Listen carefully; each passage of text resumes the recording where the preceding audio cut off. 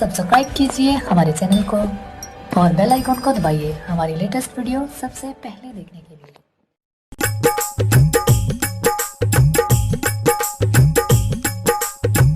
बेफई पूजा करऊ भैया सानी मैया तो का बोलऊ भई। बेफई के पूजा करऊ भैया सानी मैया तो का बोलऊ भई।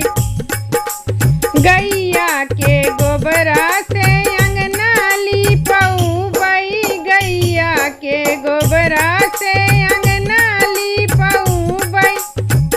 मोतियन चौक पूरऊ भैया सानी मैया तो का बोलऊ भई। बेफई पूजा करऊ भई और सानी मैया तो का बोलऊ भई। बेफई के पूजा करऊ भई और सानी मैया तो का बोलऊ भई।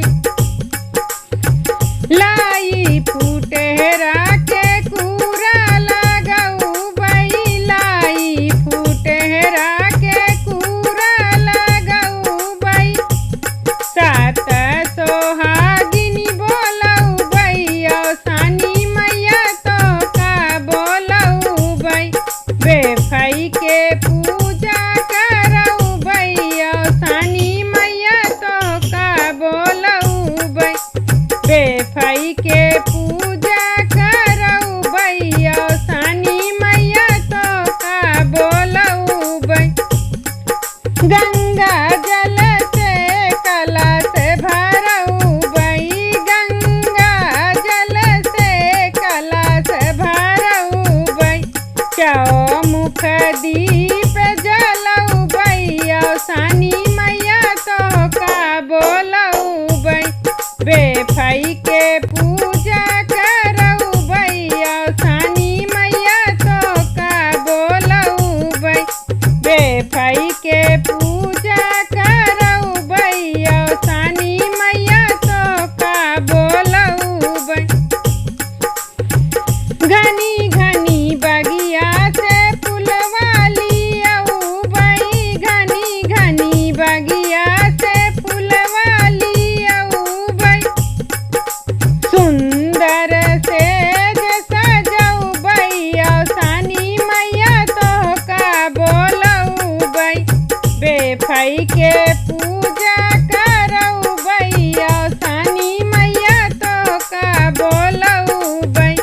बेफई के पूजा करऊ भई और सानी मैया तो का बोलऊ भई।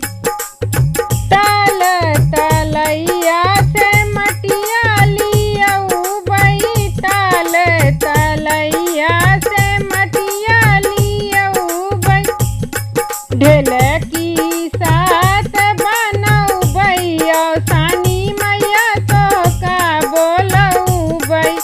बेफई के पूजा करऊ भई और सानी मैया तो का बोलऊ भई।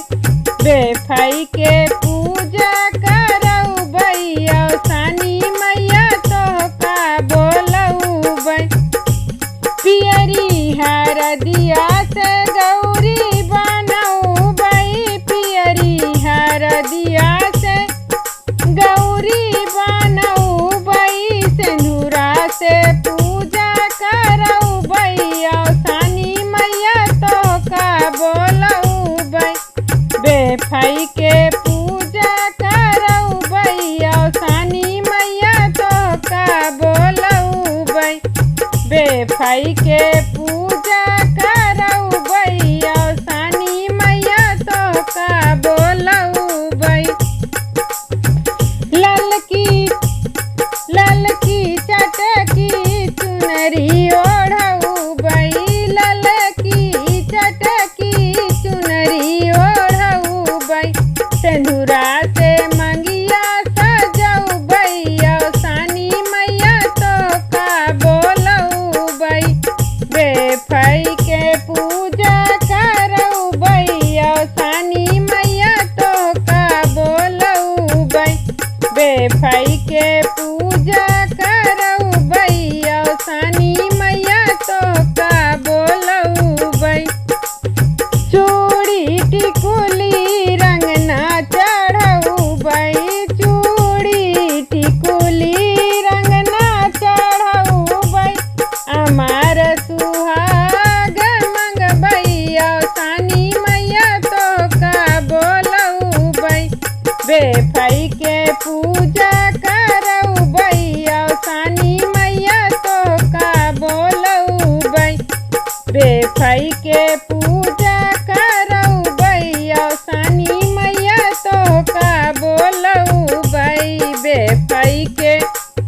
पूज